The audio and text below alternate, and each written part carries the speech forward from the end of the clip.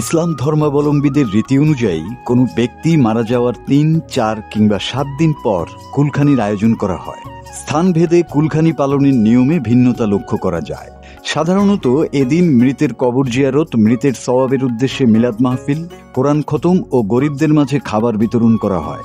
তবে এবার মৃত্যুর আগেই বাবার কুলখানির আয়োজন করে তাক লাগালেন আশরাফ আলী সর্দারের সন্তানরা। বাবা জীবিত অবস্থায় সন্তানদের এমন ব্যতিক্রমী উদ্যোগে অবাক গোটা গ্রাম। ইনশাআল্লাহ আলহামদুলিল্লাহ ভালোই দেখছি। তার ছেলে সন্তানের শেষ জীবিত থাকতে তার নামে জেতা ফতিয়া খাওয়াইতেছে।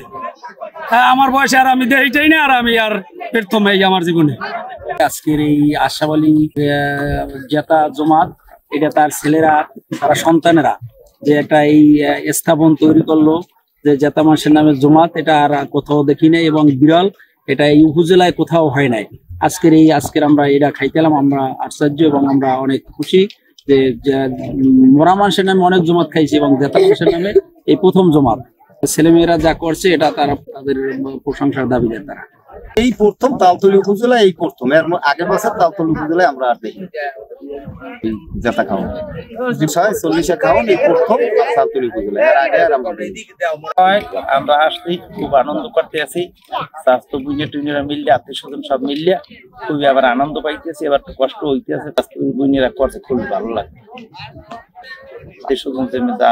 সবাই আসছে, সবার সাথে আমার লাগে দেখা হয়েছে। বরগুনার তালতলী উপজেলার নয়াভাইজোড়া গ্রামের আশরাফ আলী সর্দার জীবনের শেষ প্রান্তে দাঁড়িয়ে থাকা এই বৃদ্ধকে ঘিরে ঘটেছে এক ব্যতিক্রমী ঘটনা। মৃত্যুর আগেই সন্তানেরা আয়োজন করেছেন তার কুলখানি। বৃদ্ধ আশরাফ আলী সর্দারের জীবিত থাকতেই হয়েছে দোয়া মাহফিল আর 2000-এরও বেশি মানুষের খাবারের আয়োজন।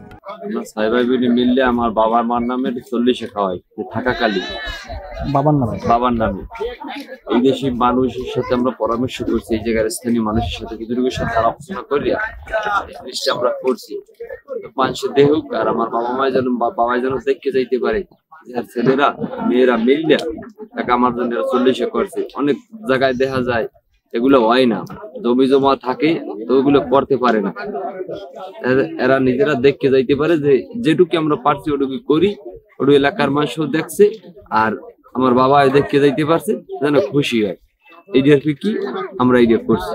আমার এক বোন ছিল, বোনের একটা গাভী ছিল, গাভীটায় 6টা বিয়ান করছে, 6টা বিয়ানে গাভী হচ্ছে 6টা।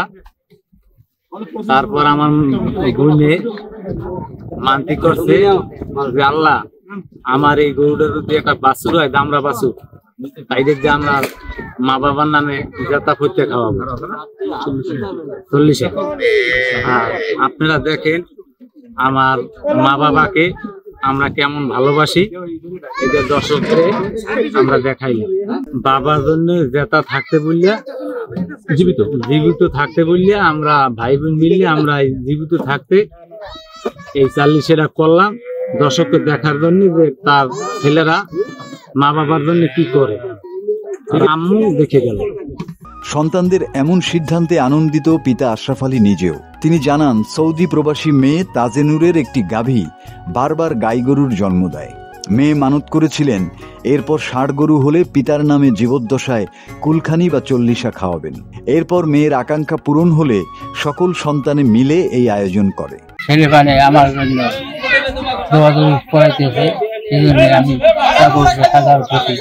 আমি দুনিয়ায় থাকতে বলতে দর্শক লাগে দেখাশোনা করিয়া তারপর লাগে ক্ষমা চাইয়া আমি পাশে আছি।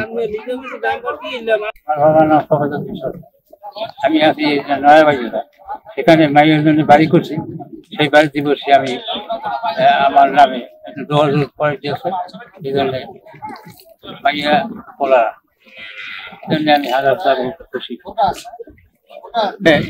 কেউ কি করে জানি না, থাকতে বলিয়া করছে, দেখা হয়ে। পিতার জীবদ্দশায় এই আয়োজন করে সন্তানেরা বলতে চান, সত্যিকারের ভালোবাসা যেন সময়ের অপেক্ষায় না থাকে। এই ব্যতিক্রমী আয়োজনের ধর্মীয় দিকও তুলে ধরেছেন স্থানীয় মসজিদের ইমাম। তার জীবদ্দশায় তিনি মৃত্যুর পরে মানুষ যেটা করে ওইটা তিনি দুনিয়া থাকতেই তার নিজ অর্থ দিয়ে খরচা করে আত্মীয় স্বজন এবং গরিবদের জন্য খাওয়ার আয়োজন করেছে। আসলে ইসলাম এটি সাপোর্ট করে যে মরার আগে নিজে যা খরচা করে এটি সদকা জারিয়া হিসাবে কবুল হয়, আর এটি উত্তম। আর মৃত্যুর পরে যে মানুষেরা খাবারটা খাওয়ায় ওইটার চেয়ে ওটাও জায়েজ সবের কাজ, কিন্তু ওইটার চেয়ে এটা উত্তম। জীবনের চূড়ান্ত পর্বে এসে এমন সম্মান পেয়ে আবেগ আপ্লুত আশরাফ আলী ও তার পরিবার। তাদের মতে প্রিয়জনের কৃতজ্ঞতা প্রকাশ শুধু মৃত্যুর পর নয়, বেঁচে থাকতেও হোক ভালোবাসার প্রকাশ।